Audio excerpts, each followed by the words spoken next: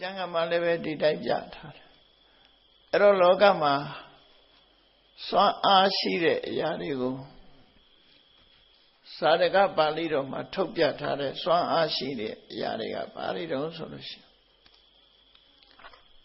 နံပါတ်1ကဘာဟုပလလက်ယုံအားလို့ခေါ်တယ်လူတွေကကိုယ့်ရဲ့လက်ယုံကိုအားကိုးပြီးတော့လှုပ်ကြကြင်ကြတာဖြစ်တယ်လက်ယုံအားဆိုတာလည်းပဲအင်အားတစ်ခုပဲကိုယ့်ရဲ့လက်ယုံကိုအကြောင်းပြုပြီးတော့အမိပြုပြီးတော့ဆွမ်းဆောင်မှုတွေပေးကြတယ်အောင်လာအင်ဆန်းတို့လိုနေမှာပေါ့လက်ယုံအားနဲ့လည်းပဲလောကကြီးကိုနိုင်ယူလို့ရတာတွေရှိတယ်ပေါ့နော်အဲ့ဒါကိုဘာဟုပလလို့ခေါ်တယ်နောက်တစ်ခါအင်အားတရားကတော့ဘောဂပလလို့ခေါ်တယ်လူတွေရဲ့ပိုင်ဆိုင်မှုစီးပွားဥစ္စာတွေကလည်းပဲအင်အားတစ်ခုပဲအတော်ရောမှုခင်းကိစ္စငွေကြေးပေးလိုက်လို့ရှိရင်လွတ်မြောက်သွားနိုင်တယ်ဒါသူ့စွမ်းအားတစ်ခုလို့ဆိုလို့ငွေကြေးနဲ့အကာအကွယ်လုပ်လို့ရတယ်အဲ့ဒီငွေကြေးတနာဟာလည်းပဲစွမ်းအားပြည့်တဲ့အရာတစ်ခုဖြစ်တယ်လို့ဒါတွေကိုလည်းအသုံးချပြီးတော့လူတွေဟာလောကကြီးကိုနိုင်ယူကြတယ်တဏအင်အားနဲ့ဖိပြီးတော့လည်းပဲကိုယ်ကအနိုင်ရနိုင်တယ်ဒါလည်းအင်အားတစ်ခုလို့ပြောတာပဲဖြစ်တယ်ပေါ့နော်နောက်တစ်ခုကတော့ဘာလို့ဆိုအမစ္ဆပလဆိုအပေါင်းအသင်းတွေရဲ့အင်အားရှင်ဘုရင်နေဆိုလို့ရှိရင်ဒီမြင့်မှုတန်းပညာရှိအမတ်တွေရဲ့စွမ်းအားလို့ဒီလိုဆိုလို့တယ်ပေါ့အကြံပေးတွေအမှုတန်းကောင်းတွေရှိတဲ့ပုဂ္ဂိုလ်ဟာလည်းပဲ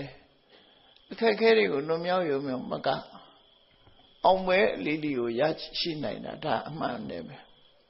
ဒါကြောင့်မို့မစ္ဆပလဆိုတဲ့တမန်လူတွေကြတော့အပေါင်းအသင်းပေါ့နော်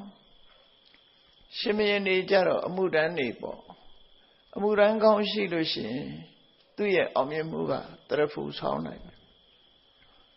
မိကောင်းဆွေကောင်းတွေအများကြီးရှိတဲ့လူဟာလည်းပဲအရာရာအခက်ခဲတွေကိုကျော်လွှားနိုင်တယ်ဒါကိုအမစ္ဆပလလို့ခေါ်တယ်ပေါ့အဲ့ဒါလည်းပဲကြီးမားတဲ့စွမ်းအားတစ်ခုလို့ဆိုလို့တယ်နောက်တစ်ခုကတော့အဘိစစ္ဆပလအဘိစစ္ဆဆိုတဲ့အဓိပ္ပာယ်ကမျိုးရိုးမြင့်မားခြင်းဆိုတဲ့အဓိပ္ပာယ်မျိုးရိုးကောင်းတဲ့ပုဂ္ဂိုလ်တွေကလည်းပဲအလို့လျောက်ပဲသူကအရှိန်အဝါရှိနေမျိုးရိုးကမြင့်မားနေသည့်အတွက်ကြောင့်ကျန်တဲ့ပုဂ္ဂိုလ်တွေပေါ်မှာအနိုင်ယူနိုင်တယ်ကျန်တဲ့ပုဂ္ဂိုလ်တွေကအလို့အလျောက်ခံညာယူသေးနေကြတယ်ဇက်ခွဲခြားမှုစနစ်ကြီးကျယ်ရှိတဲ့အိန္ဒိယနိုင်ငံတို့လိုဟာမျိုးကြတော့မျိုးရိုးဆိုတဲ့ခွန်အားဟာအလွန်ကြီးမားတယ်ပေါ့မျိုးရိုးနှိမ့်ကျသွားရင်ဒီပုဂ္ဂိုလ်ဟာအထက်တန်းရောက်ဖို့တော်ခဲဘလောက်ပဲတော်ဘလောက်ပဲပစ္စည်းဥစ္စာချမ်းသာဘလောက်ပဲပေါင်းသိနေကောင်း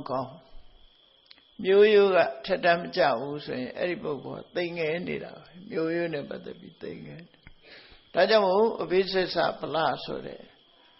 မြင့်မြတ်တဲ့မျိုးရိုးမှာဖြစ်ရတယ်ဆိုရင်အလိုလျောက်မြတ်တပံလှပြီးတော့ထက်တန်းကြနေတာဖြစ်တယ်သူခေတ်နဲ့သူပေါ်တရားအဲ့ဒါလို့လောကမှာစွမ်းအားကြီးကြီးမားတဲ့ဗလ၄မျိုးထဲမှာနောက်ဆုံးကတော့ပညာဗလပဲဖြစ်တယ်အလုံးကိုခြုံငုံပြီးတော့ကြည့်လိုက်မယ်ဆိုလို့ရှိရင်ကျန်တဲ့ဗလတွေဘလောက်ပဲကောင်းပညာဗလဟာစွမ်းအားထက်မြက်ဆုံးပဲဖြစ်တယ်လို့မှတ်ရမှာဖြစ်တယ်အဲ့ဒီထဲမှာဘာဟုဗလဆိုလက်ယုံအားဟာအညံ့ဆုံးအင်အားလို့ဆိုလို့တယ်ပေါ့ပညာဗလကတော့အမြင့်ဆုံးအင်အားလို့သူတို့သတ်မှတ်တယ်ဒါကြောင့်မို့အသိပညာဆိုတာဓမ္မရေးကြည့်လို့ပညာစွမ်းအားတွေပြည့်ဝအောင်တတိဆောင်ပြီးတော့ကြိုးစားအထောက်ကြမှာဖြစ်တယ်ပေါ့လောကမှာအင်အားကြီးမားဆုံးအောင်မြင်မှုကိုတရဖူဆောင်းပြီးအောင်မြင်မှုမှန်သမျှကိုပ ပေးနိုင်စွမ်းအရှိဆုံးကပညာစွမ်းအားသာလင်ဖြစ်တဲ့ဉာဏ်နဲ့စွမ်းအားတွေကိုအကုန်လုံးကြော်ဖြတ်သွားပြီးတော့ပညာစွမ်းအားကတရဖူဆောင်းသွားတယ်လို့သူတို့ဆိုရမှာဖြစ်တယ်ဒါကတေတကုဏဇတ်မှလာရှိတဲ့အဓိပ္ပာယ်ပဲဖြစ်တယ်ပေါ့အခုမဟောဒရပညာရှိဆိုတာမိတိလမျိုးသားမဟုတ်ဘဲနဲ့မိတိလမျိုးရဲ့အပြင်ဘက်ကယဝမစ္စကဆိုတဲ့အရှိယဝမစ္စကရွာရဲ့တမန်အယတ္တာတထေသာတူများတာဖြစ်တယ်သို့သောရှမ်းရှမ်းတောက်အမခံသူရဲ့ပညာစွမ်းကြောင့်မို့လို့တပည့်အုပ်ချုပ်တဲ့ဘုရင်ကြီးကစပြီးအလေးပြုရတဲ့အနေအထားမျိုးရောက်သွားတာဒါပညာစွမ်းအားပဲသူတဏှာဂုဏ်တွေကြီးမားလို့လည်းမဟုတ်ဘူးနော်မျိုးမြတ်လို့လည်းမဟုတ်ဘူးတကယ်ကတော့ပညာစွမ်းအားပဲဖြစ်တယ်ဒါကြောင့်မို့မဟောဒရပန္တိတမဟောဒရပညာရှိလို့ဗမာတွေကတော့မဟောဆိုပြီးတော့သုံးလေးရှိတယ်နော်ပါဠိစာပေအမှန်တိုင်းဆိုရင်မဟောဒရမဟာဩဒရစွန့်ရည်ထက်သောဆေးတော့ဆေးရဲ့ပိုင်ရှင်လို့မွေးဖွားလာတဲ့အခါမှာလက်ထဲမှာစွန့်ထက်တဲ့ဆေးတော့ကလေးဆုပ်ကိုင်းပြီးတော့မွေးဖွားလာသူဖြစ်လို့မဟောဒရဆိုတဲ့နာမည်ရရှိထားတာပဲဖြစ်တယ်မျိုးရိုးနာမည်မဟုတ်ဘူး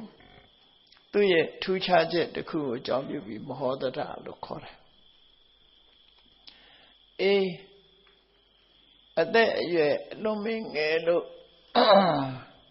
ကလေးသူငယ်ဘဝ9နှစ်အရွယ်များသာရှိတော့လည်းပဲတာမန်လူကြီးတွေတောင်မသိတဲ့